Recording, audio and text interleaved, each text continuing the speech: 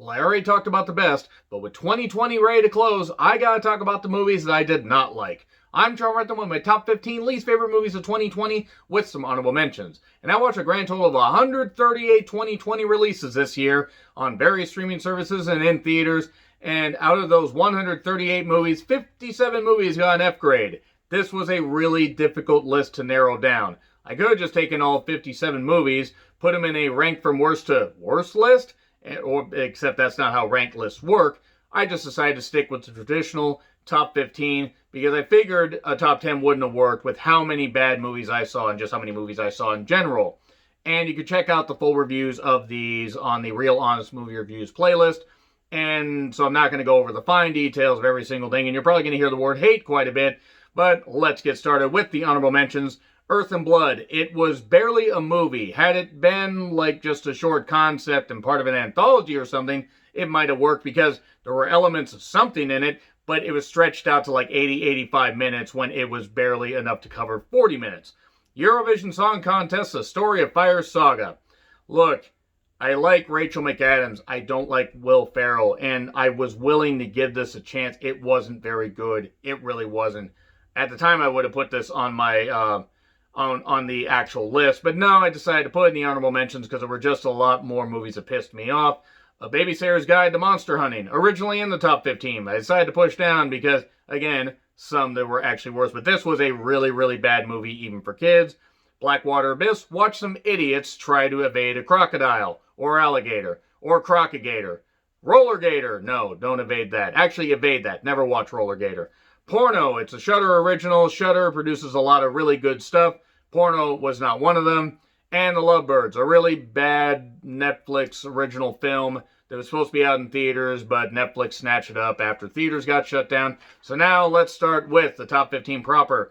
1BR, One Bedroom. Hey, watch a girl get, sucked into like something that she didn't plan to be sucked into because she's an idiot and thought she could make it big as an actress. And I'm going to tell you right now, if they thought that this was going to be fucking scary, the only thing I didn't like was the implication that they killed an animal in it.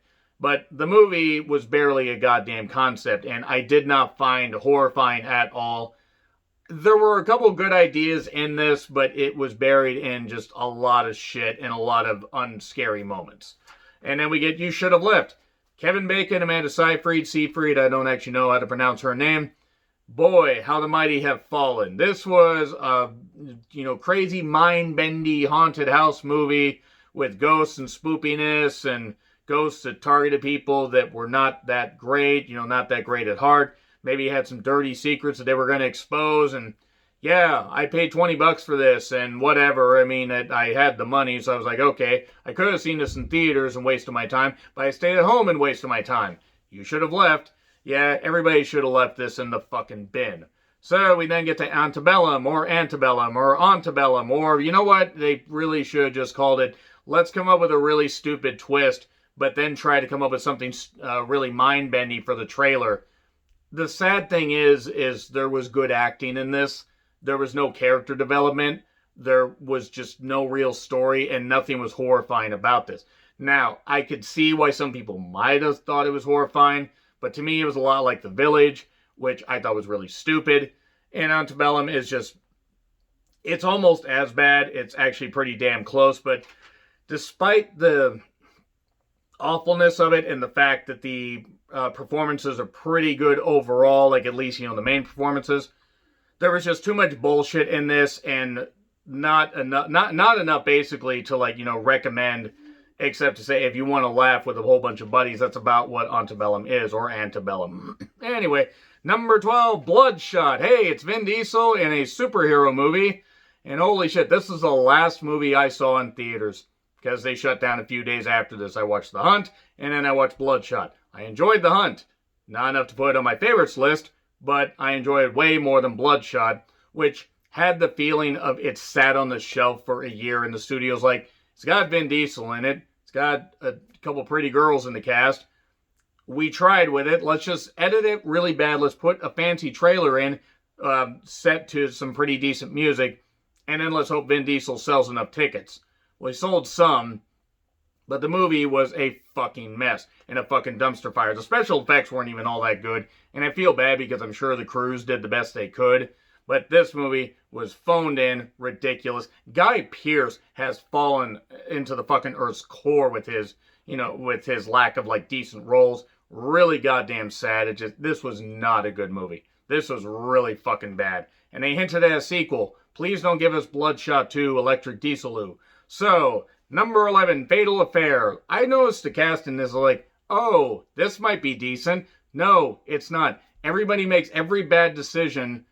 There's this guy that's clearly freaking demented, played by Omar Epps, yet everybody just seems to treat him as like, oh no, it's fine. We can invite him over here, it's fine. He's got these crazy eyes, but it's fine. Clearly, he's not crazy, except he is, and everybody makes more dumb decisions, and we get a subplot with a coworker, and it's really, really bad. It's really, really fucking shit. And I can't believe that Netflix decided to release this. Actually, I can, because they released Cuties. You may notice that Cuties is not on here, because I saw that trailer and said, no, I will not ever fucking watch that movie. Never. I do not fucking care. Fatal Affair, though, really fucking shit. It was only fatal to the viewer's interest, because that pretty much killed it right. It was so fucking goddamn bad and cheesy. And not even in a funny way. Except like to laugh like, holy shit, they're taking this way too seriously. Number 10, Midnight Sky. The Midnight Sky, a George Clooney directed film. The most recent review that I did. I hate it. It was like Interstellar. I hate it. That's all I'm going to say. The Midnight Sky is so bad. It's so fucking bad, and it should have been good. George Clooney, Felicity Jones. Felicity Jones gets a bad rap. She's a really damn good actress. George Clooney has a tremendous, amount of great films that he's directed and starred in. And this was ass. Total fucking ass. We then get She Dies Tomorrow at number 9. The only thing that died was any hope that I had for this to be any good. It's on Hulu if you really want to check it out. I mean, I wouldn't recommend it. But this just... It was an idea where it's like this woman feels like she's going to die. And it's like, oh, can you actually have this a feeling of paranoia spread to people? And can it be done in the most boring way possible where you're not sure how a movie called She Dies Tomorrow manages to somehow last for about 8 fucking years? It is really bad. We then get to The Turning. Hey, you want to see a movie that has some decent atmosphere and basically has no fucking ending? Well, congratulations. The Turning in 2020 is for you. God damn, this is disappointing. Because all the elements are there. You had, the girl that was taking care of the kids in the house. And, you had the creepy kids. You had the creepy house. You had the gothic setting. You had every element to at least make this okay. And total cop-out, just like, hey, oh shit, we need to end it. We'll just do that. Did the funding run out? Why did they end it like that? To those that have seen the movie, you know what I'm fucking talking about. The Turning just like, what the fuck? And it's also not scary at all. When it could have worked, and it fucking didn't. I feel disappointed because I actually like the lead actress. We then get to Hard Kill. One of the worst action movies that I've seen in the last 20 years.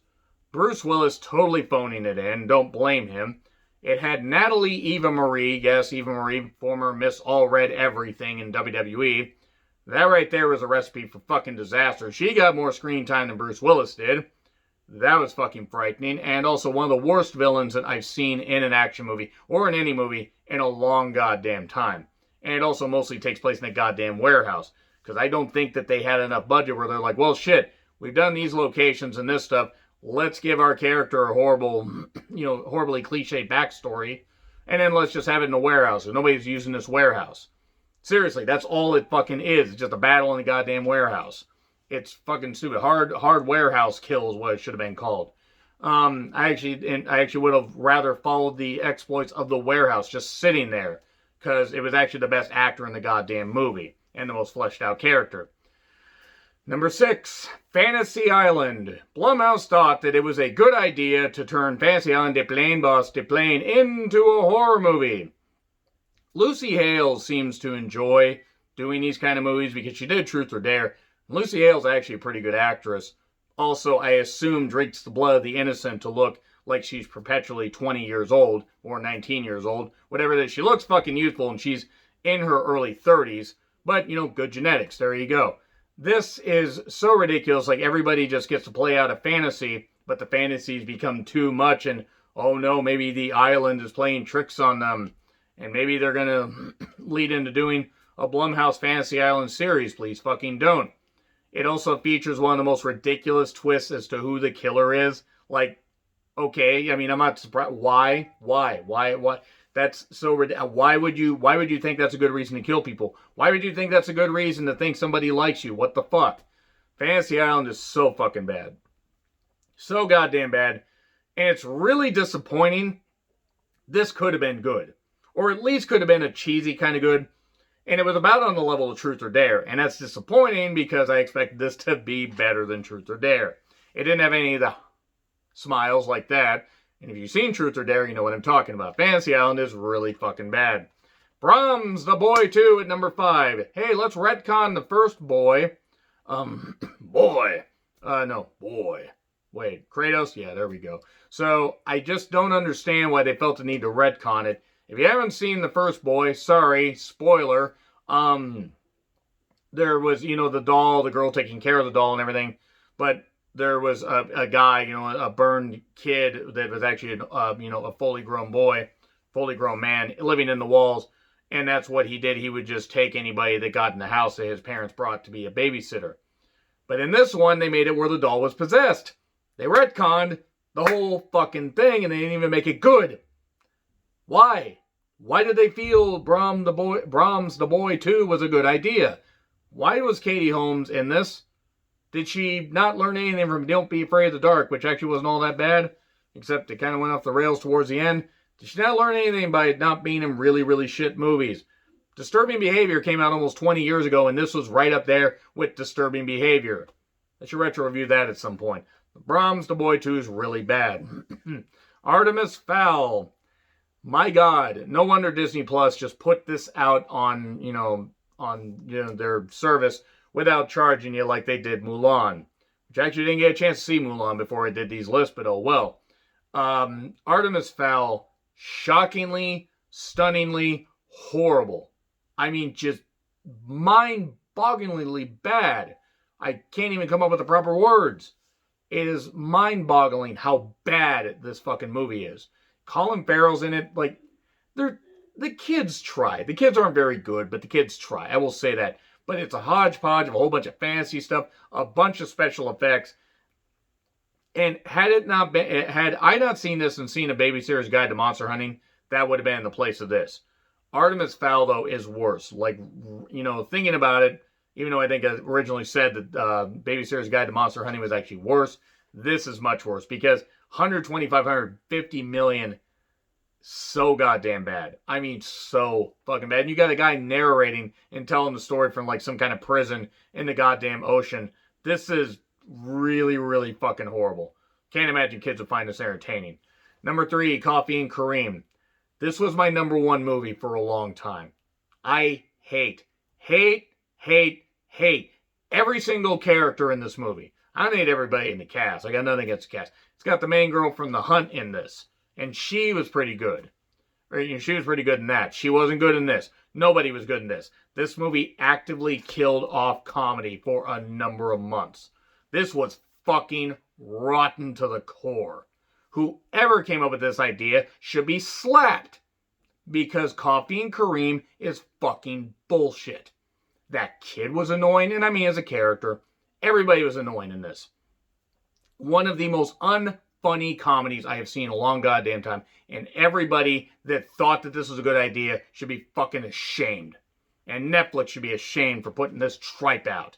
But it isn't as bad as number 2, The Craft Legacy. Hey, you remember all those iconic scenes, light as a feather, stiff as a board, and all the great great banter between the cast members, and all the fact that it was focused around witchcraft and wizardry. Wait, that's Harry Potter. Focused around witchcraft and all this shit, and one turns bad, and the 3, or one is good, and the other 3 turn bad, and there's like one that's really, really bad, and they gotta have a fight between witches. It was all interesting. And Neve Campbell looked fucking gorgeous in that, and also this. And no, let's do this movie. Let's make it as bad as a brainless Clueless. Let's also put a subplot about David Duchovny having some kind of like, control over his family and some kind of like, weird, like series of meetings with a bunch of boys. It almost reminds me of Black Christmas. How they had that thing with Carrie Ells and like, all the sorority boys. That's what it reminded me of. This actually reminded me of a Black Christmas version of The Craft, and I hate it. And I fucking hate it. And it was the worst movie of the year until the next one I saw the very same fucking day. Let me also say right now really quickly though that there was a lot of really bad shit on Netflix and on Hulu and even some stuff on Shudder, but a lot of bad stuff on Netflix, a lot of bad foreign movies. And I could mention all those, but you could just check those out in the playlist. But my God, a lot could have gone in this place. But nothing beats Nobody Sleeps in the Woods Tonight. Hate everybody in this goddamn movie. Hate every character. Nothing even against the cast. Like, I don't think that the cast was, I don't think the cast is necessarily, like, bad at acting. But this is, like, an attempt at comedy. The comedy didn't fucking translate at all. You got campers that go in the woods, but nobody sleeps in the woods tonight, even though people try sleeping. So there's also some weird mutant guys that escape from a basement that go on a killing spree. It's like if Wrong Turn was more shit. And I mean Wrong Turn 6 or 7. They did a lot of them. The worst Wrong Turn movie was infinitely better than this. I didn't care who escaped. I didn't give a good goddamn what happened to anybody. I hated this. I fucking hated this movie. Everybody made a stupid decision just to advance the goddamn plot and just to, move everything along. Limp to the goddamn conclusion, which was so fucking bad and so fucking trite. It was just so fucking shit. I fucking hate it. And this feels really good to do this right at the end. So yeah, fuck Nobody Sleeps in the Woods Tonight. Fuck every single goddamn thing about that. And anyway, we're done with 2020 in a few days. Anyway, agree, disagree with what I said. Like, share, subscribe, Twitter handle in the description. I'm John Ritlin. I'll see you soon.